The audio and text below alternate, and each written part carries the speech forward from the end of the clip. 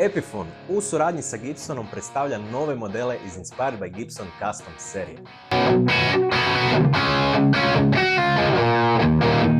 Serija gitara izašla je prošle godine, no ove godine Gibson i Epiphone su odlučili proširiti lepezu, dakle šire ponudu. Mi smo među prvima u Europi dobili nove ljepotice iz ove serije. Za one koji ne znaju, Inspired by Gibson Custom modeli su točne rekreacije gitara iz tih godina sa svim Gibsonovim dijelovima. Dakle, gitare imaju Gibsonove custom bakere, Switchcraft switch, input jack te Mallory kondenzator. Kao što već znate, cijela Epiphoneova Inspired by Gibson Custom serija je nafilana Gibsonovim američkim dijelovima. Dakle, tu se radi o Gibsonovim pick-upima i raznim dijelovima inspirirane modelima iz 50. i 60. godina. Jedni od novih modela za ovu godinu koje držim u rukama su upravo ovdje.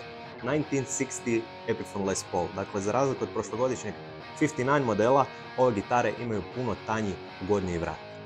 Sljedeći u seriji od Les Paulova je ovaj prekrasan legendarni Gold Top iz 57. godine, koji je također nafilan Gibson elementima i za razliku od 59. godine ima malo više chunky profil vrata.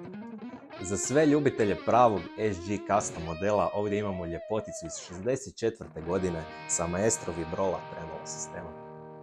A kakva bi to bila rock'n'roll ponuda bez legendarne vatrene ptice Firebird 1 iz 63. godine sa mini humbuckerom i legendarnim banjo tunerima. Prava rock'n'roll mašina.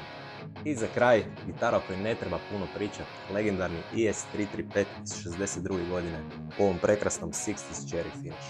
Cijelu Epiphone i Epiphone Inspired by Gibson Custom ponudu potražite na našem web shopu ili tu kod nas u poslovnici u Music Shopu No. 1. Vidimo se!